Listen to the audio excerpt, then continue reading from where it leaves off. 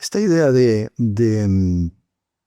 que una potencia diga, bueno, oye, Nicolás Maduro es un dictador y Donald Trump convirtiéndose un poco él en el cazadictador, ¿no? Y diciendo, Sí, mira. a él seguro que le gusta el nombre, ¿no? Seguro que le gusta, pero esta sensación de que alguien con mucho poder pueda decidir, justificándolo en que es un mal dirigente, es un dictador o reprime a su gente,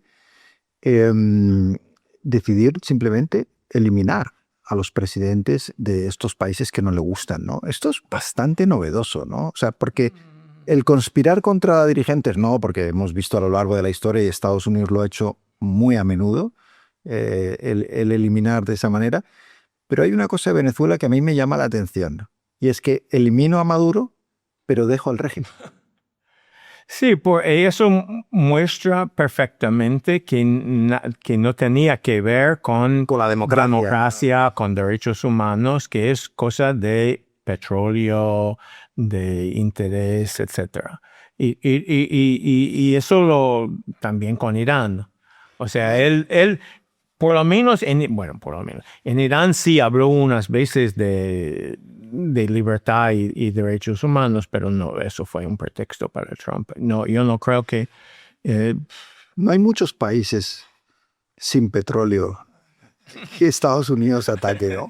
Sí, eso es lo que, bueno, como dijiste, yo ahora soy investigador de la ONU sobre Nicaragua y también tal vez lo que protege la dictadura de Daniel Ortega y Rosario Murillo es que no tienen petróleo.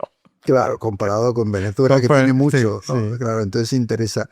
En el caso de Nicaragua, es curioso, ¿no? A mí me llama la atención gente que en un momento dado pudieron ser vistos como libertadores. En el caso de Ortega, claro, aquí ya es una pregunta casi psicológica, ¿no? ¿Qué hace que el poder, el ansia, la codicia les convierta justo en todo aquello contra lo que lucharon en su día? Bueno, yo no sé si sabes que yo tengo un gran pasado con Nicaragua, que yo empecé a trabajar bueno, yo siempre, mi idea cuando me formé de abogado siempre era trabajar por la justicia social. Pero yo me proyectaba haciéndolo en Estados Unidos, ¿no? Con los derechos de las minorías, etc. En el año 84 como muchos americanos de mi índole, de mi edad, teníamos mucho interés en la revolución sandinista que había derrocado una dictadura familiar apoyada durante 5 décadas por Estados Unidos, justamente con esa idea de Franklin Roosevelt dijo del Anastasio Somoza, o del padre de Anastasio Somoza, es un dictador, no, es un hijo de puta, pero es nuestro hijo de puta. Entonces la revolución sandinista, yo en ese momento había recorrido América Latina de mochilero, hablaba español. Entonces fui a Nicaragua con un colega cuyo hermano era misionario, cura americano en un pequeño pueblo en Nicaragua. Y ese pueblo había sido, en aquel momento los Estados Unidos estaban organizando y financiando la Guardia Nacional del antiguo dictador Somoza y convirtiéndolo en contrarrevolucionarios, los contras. Y los contras habían atacado a ese pueblo y yo me encontré por primera vez en mi vida, yo tenía 30 años, con rescapados, con sobrevivientes de masacres, con viudas cuyos, me recuerdo muy bien, una mujer, María Bustillo, cuyo marido y 4 hijos habían sido sacados de su casa por contras y degollados. Yo tenía y al mismo tiempo, en esa Nicaragua que estaba en sus primeros pasos de la revolución con la campaña de alfabetización, con los puestos de salud, etcétera, que había realmente un sentimiento de liberación. Pero en medio de eso, la Contra y sus atrocidades financiadas por la administración Ronald Reagan. Y la gente me hizo prometer que yo iba a contar en Estados Unidos lo que había visto. Y yo demití de mi trabajo en la Fiscalía de New York, volví a Nicaragua, pasé 5 meses recorriendo las zonas del conflicto con curas sobre todo, tomando testimonios sobre unos 28 distintas atrocidades hechas por la contrarrevolución. Y yo publiqué, volví a Washington en un momento que Ronald Reagan estaba pidiendo más ayuda por la Contra, personas que él llamaba los luchadores por la libertad.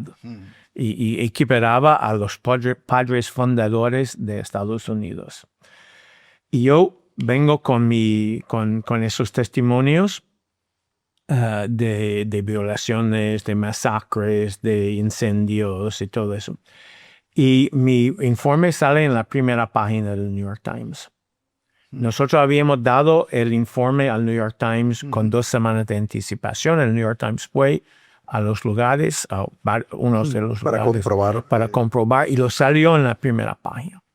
Yo fui atacado por el presidente Reagan en el momento cuando ya todavía no era muy usual que el presidente de Estados Unidos atacara a personas directamente.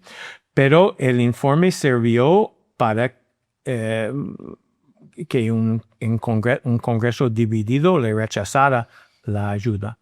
Y Nicaragua, Daniel Ortega, yo conocí a Daniel Ortega, y ellos utilizaron mi informe en el caso histórico que Nicaragua llegó contra Estados Unidos en la Corte Internacional de Justicia en La Haya, que condenó la agresión de Estados Unidos. Entonces, 40 años más tarde, la ONU me designa para investigar los crímenes del mismísimo Daniel Ortega. Esto es un círculo de la historia. O sea, es un círculo de mi vida, de la historia, pero es triste, ¿no? No, eso no es un capítulo que... Algo tiene el poder que transforma. Pero mira, yo no sé. Eso es cierto. Y es una lección muy importante que tal vez no aprendí la primera vez porque reincidí en Haití. Pero en realidad, cuando uno sabe que Daniel Ortega, desde antes del triunfo de la revolución, según su hijastra, lo violaba durante 20 años. Uno dice que tal vez nunca era así, ¿no? Sí, que era una persona ya, oscura. Sí, pero lo cierto es que yo tengo ahora, y una de las cosas muy gratas de mi mandato es que ahora pues, estoy en contacto con muchos viejos sandinistas, porque la mayoría de los sandinistas históricas, como como el vicepresidente Sergio Romero, que vive aquí, como Gioconda Belli, que vive aquí, como la comandante 2, Dora María Tellez, que vive aquí. La mayoría de los sandinistas no los culpo. Pero es cierto que personas como Daniel Ortega, él se alzó supuestamente para derrocar una dictadura familiar y ahora su mujer es copresidenta. Se ha creado lo mismo contra lo que él combatía. Sí.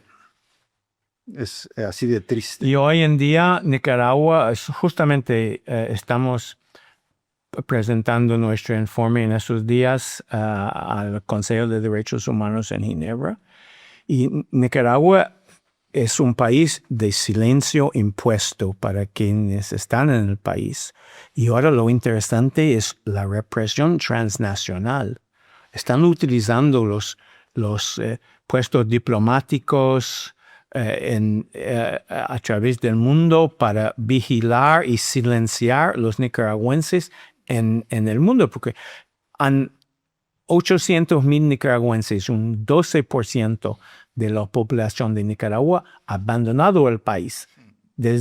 Porque no vamos a ver toda la historia, pero él perdió el poder en elecciones, volvió al poder por elecciones, y ahora ha cambiado totalmente el sistema para que nunca más Y en 2018 hubieron protestas que comenzaron por una cuestión de la seguridad social y finalmente se expandieron a todo el país, que fueron reprimidas brutalmente. Y desde 2018 está perfeccionando su dictadura.